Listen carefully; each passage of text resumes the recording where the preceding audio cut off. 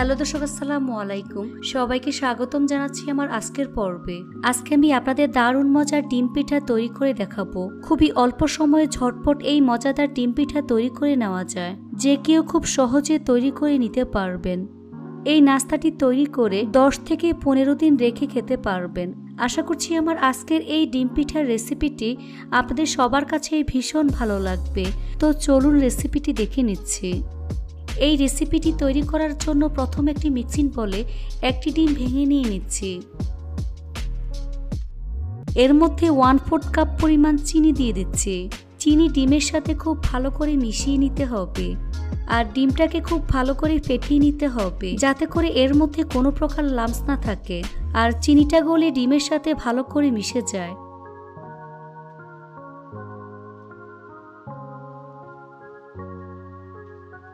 চিনি খুব ভালো করে ডিমের সাথে মিশিয়ে নিয়েছি। এখন এর মধ্যে 1/2 কাপের থেকে একটু কম পরিমাণ সুজি দিয়ে দিচ্ছি। 1 কাপের থেকে একটু কম পরিমাণ ময়দা দিয়ে দিচ্ছি। 1/4 কাপ পরিমাণ চাউলের গুঁড়া দিয়ে দিচ্ছি। 1/4 কাপ পরিমাণ গুঁড়া দুধ দিয়ে দিচ্ছি।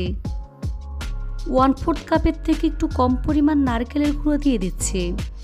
মৌরি দিয়ে দিচ্ছি 1/2 চা চামচ পরিমাণ।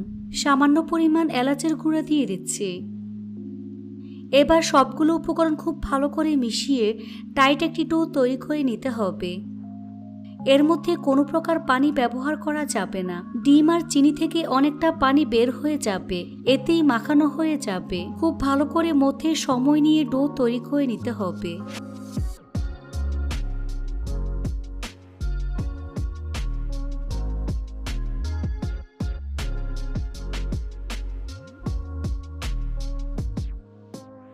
তো আমার ডো তৈরি হয়ে গিয়েছে।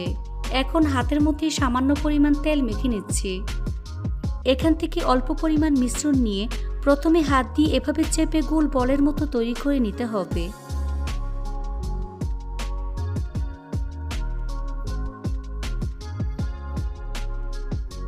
এই তো আমার একটি পিঠা তৈরি হয়ে গিয়েছে। একইভাবে আরেকটি তৈরি করে আপনাদের দেখিয়ে দিচ্ছি।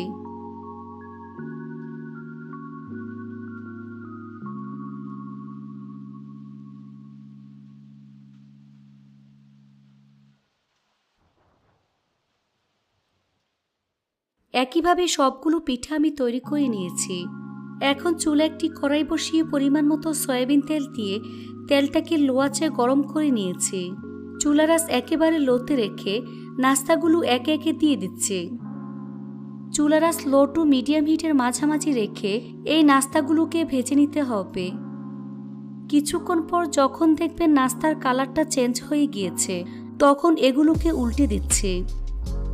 নাস্তাগুলো দেওয়ার সাথে সাথে নাড়াচাড়া করা যাবে না, তাহলে নাস্তার শেপ নষ্ট হয়ে যাবে।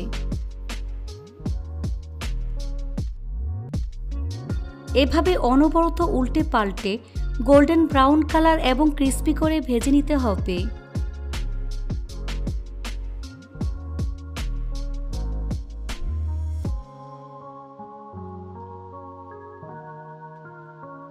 ভাজা হয়ে গিয়েছে, দেখুন খুব সুন্দর কালার চলে এসেছে।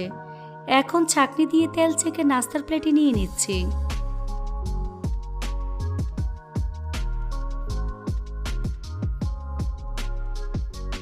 তারপর পরিবেশন করে আপনাদের দেখিয়ে দিচ্ছি।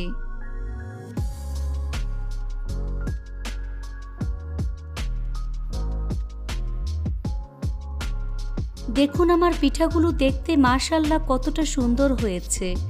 এটা শুধু দেখতেই সুন্দর না, খেতে অনেক বেশি মজার হয়েছে। এই নাস্তাটি বাচ্চারা অনেক বেশি পছন্দ করবে। আশা করছি আমার আজকের এই নাস্তার রেসিপিটি বাসার ছোট থেকে বড় সবাই অনেক বেশি পছন্দ করবে আর মজা করে খেয়ে নেবে। রেসিপিটি ভালো লাগলে অবশ্যই একটি লাইক দিবেন। চ্যানেলটি সাবস্ক্রাইব করার অনুরোধ রইল। আজ এখানেই বিদায় নিচ্ছি।